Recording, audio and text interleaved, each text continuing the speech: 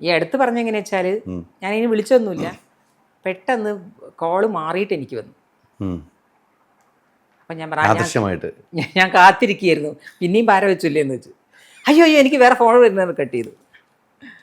അതുകൊണ്ട് ചോദിച്ചു, ആദർശമായിട്ട് വിളിച്ചതാ, വേറെ ആരോ അറിയാതെ വന്നു പോയതാ. അതിൻ്റെ മുൻപ് ഞാൻ കണ്ടപ്പോൾ നേരിട്ട് പറഞ്ഞു, ചെയ്തത് അറിഞ്ഞു, ഡയറക്ടറിനെ പറഞ്ഞു. ഒത്തിരി സന്തോഷമുണ്ട്. ഇത് ഓരോരുത്തരുടെ താല്പര്യമല്ലേ. അതൊക്കെ അവരുടെ ഭാര്യയായിട്ട് അഭിനയിക്കുകയാണെങ്കിൽ കുഴപ്പമില്ല, അതൊന്നും അല്ല. അല്ലാത്ത റോളിൽ വെക്കുമ്പോഴേ അവരുമായിട്ട് ഒരു ബന്ധമില്ലാത്ത റോളായിരിക്കും. ബന്ധമില്ലാത്ത, പക്ഷെ നല്ല റോളുകളാണ് അതൊക്കെ പോയിട്ടുള്ളത്. അതൊക്കെ പിന്നീട് അവരൊക്കെ ആലോചിക്കുന്നേ കുറച്ച് കഴിയുമ്പോൾ. ഇതൊന്നും ആർക്കും ശാശ്വതമല്ലല്ലോ. ഒരിക്കലും അല്ല. അല്ല, അങ്ങനെയൊക്കെ ഉണ്ട്, ഇപ്പോഴും നടക്കുന്നുണ്ട്, പണ്ടും ഇങ്ങനെ നടക്കുന്നു. തീർച്ചയായിട്ടും അല്ലേ. ഒരാൾക്കും ഉപകാരം ചെയ്യല് ഉപദ്രവിക്കാൻ കുറേ ആൾക്കാരുണ്ടാവും. അപ്പോൾ അതൊന്നും നമ്മൾ മൈൻഡ് ചെയ്യേണ്ടത്. നമുക്ക് ഒരാളെ നമുക്ക് കിട്ടും. അതിനൊന്നും ആലോചിച്ച് നിരാശപ്പെട്ട് ഞാനിപ്പോൾ അയാളെ കാണുന്ന സമയത്ത് സംസാരിക്കാതിരിക്കുക, അതൊന്നുമില്ല, ആവശ്യമില്ല.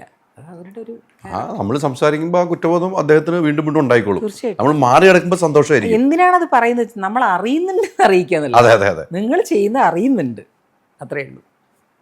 അറിയാതെ നമ്മളെ കാണുമ്പോൾ ചിരിച്ചാൽ പോരാ, അതൊന്ന് അറിയിച്ചു കൊടുക്കും.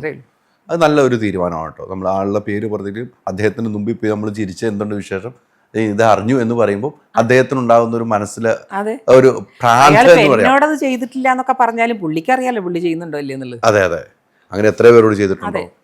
അപ്പൊ എല്ലാവർക്കും ഒരു പാഠമാവും. പാഠമൊന്നും ഇല്ലാന്ന്, ചെയ്യേണ്ടവർ ചെയ്തുകൊണ്ടേയിരിക്കും, ഇപ്പോഴും തുടർന്നുകൊണ്ടേയിരിക്കും. നമ്മളത് മൈൻഡ് ചെയ്യാതെ നമുക്ക് ഒരു നമ്മൾ ചോറ് കഴിക്കുന്ന സമയത്ത് അതിൻ്റെ ഉള്ളിൽ നിന്നൊരു അരിമണി താഴെ പോയാൽ നമ്മളതെല്ലാം ചിന്തിക്കണം എന്ന് പറയില്ലേ, അതുപോലെ നമുക്കുള്ള വെച്ചതല്ലത്, അത്രയേ ഉള്ളൂ.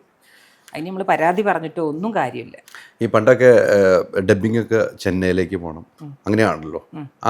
എങ്ങനെയായിരുന്നു ആ ഒരു ജീവിത യാത്ര? പണ്ട് ചെന്നൈ പോകണം, ട്രെയിനിൽ വലിയൊരു കടമ്പയായിരുന്നു. അത് എങ്ങനെയാണ് ഓർത്തെടുത്ത്? അത് ഷൂട്ടിങ്ങിന് പോകും പോലെ തന്നെ, അതിൽ മാറ്റമൊന്നുമില്ല ഷൂട്ടിങ്ങിന്. പക്ഷേ അവിടെ 2-3 ദിവസം താമസിക്കേണ്ടി വരും നമ്മൾ ചെന്ന് കഴിഞ്ഞാൽ ഡബ്ബിങ് ചെയ്യുക.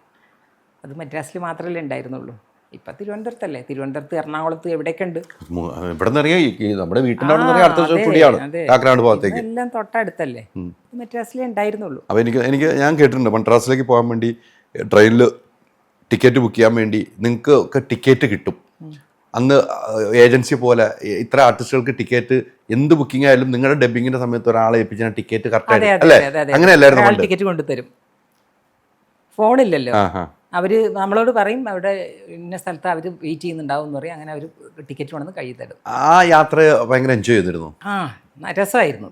നമ്മൾ അന്നൊക്കെ ഫസ്റ്റ് ക്ലാസ്, പിന്നെ സെക്കൻഡ് AC, അത് മാത്രമേ ഉണ്ടായിരുന്നുള്ളൂ. തേർഡ് ACയോ അന്നില്ല. ഇപ്പോൾ ഫസ്റ്റ് ക്ലാസ് എടുത്ത് കളഞ്ഞു. ഫസ്റ്റ് ക്ലാസ് AC അല്ല കേട്ടോ, ഫസ്റ്റ് ക്ലാസ് അതിൻ്റെ അകത്ത് AC ഉണ്ടാവില്ല. അപ്പോൾ അന്ന് നമ്മൾ കുറേ ആൾക്കാരുണ്ടെങ്കിൽ നമ്മൾ ആണ്. പക്ഷെ ഒറ്റയ്ക്ക് നമ്മൾ 2 സ്ത്രീകളൊക്കെ പോവുകയാണെങ്കിൽ ഭയങ്കര ബുദ്ധിമുട്ടായിരുന്നു. കാരണം 4 സീറ്റായിരിക്കും ഉണ്ടാവുക. അപ്പോൾ ഇതങ്ങോട്ട് ലോക്ക് ചെയ്യും. അന്നൊന്നും പക്ഷേ ഭയങ്കര സുരക്ഷിതത്വമായിരുന്നു, ഇന്നത്തെ പോലെയല്ല. അന്ന് നമുക്ക് ആരും പേടിക്കേണ്ട കാര്യമില്ല. ഇന്നത് ആലോചിക്കുമ്പോൾ നമുക്ക് അയ്യോ അങ്ങനെയൊക്കെ യാത്ര ചെയ്തില്ലേ എന്ന് പേടി വരും. ഇന്ന് എനിക്ക് തോന്നുന്നില്ല അങ്ങനെയൊക്കെ യാത്ര ചെയ്യാൻ നമുക്ക് പേടിയായിരിക്കും, അന്നുണ്ടായിരുന്നില്ല. അൾട്രാ മോഡേൺ കിച്ചൺ ഡിവൈസസ്, ഒരു കിച്ചണിൽ വേണ്ട എല്ലാ ലേറ്റസ്റ്റ് ബ്രാൻഡുകളും ഇവിടെയുണ്ട്. ലോകോത്തര ബ്രാൻഡുകൾ, original products, wide range. MyG future.